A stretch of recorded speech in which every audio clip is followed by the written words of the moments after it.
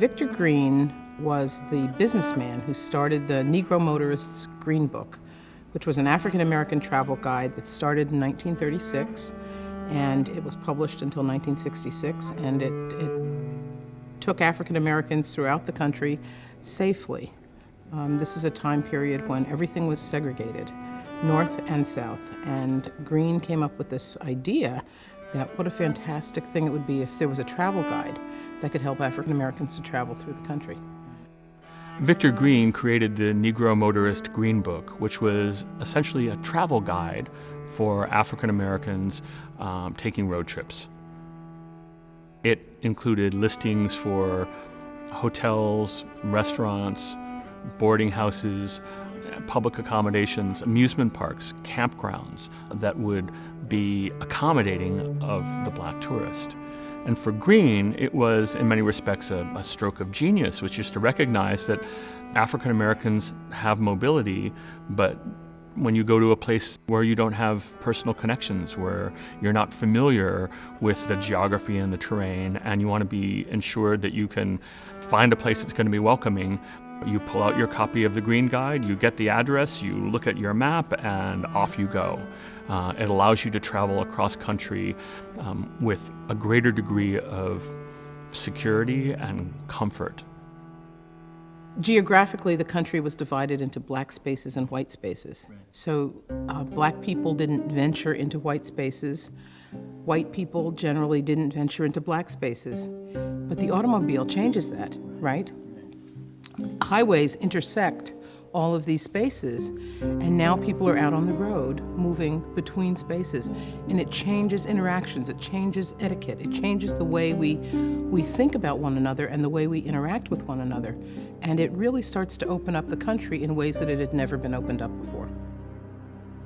If you're an African American and you can afford a car, as mass car ownership is spreading, even if it's a used car, it provides a powerful alternative to the daily indignities of riding the rails, of riding a streetcar, of riding a bus. You have control over where you sit. You're not being supervised by bus conductors or train conductors. You don't have to defer to whites in ways that are really dehumanizing when you're traveling by car. And so there's a way in which being behind the wheel gives African Americans a degree of freedom, a degree of immunity from the slings and arrows of Jim Crow on a daily basis. To be sure, African Americans faced all sorts of dangers when they got behind the wheel of their own cars. On one hand, African Americans who have access to a car can leave where they are, they can travel to visit relatives, they can experience the various degrees of freedom in different parts of the region or the country more easily, but they also face all sorts of risks along the way. There are few places anywhere in the United States where African American travelers can stop safely and securely.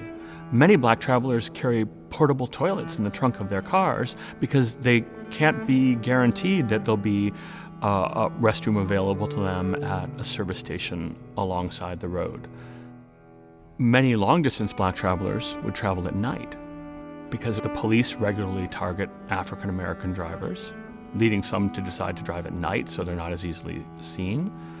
During the day, African Americans could be spotted much more easily by cops and were disproportionately targeted for what would later come to be known as driving while black.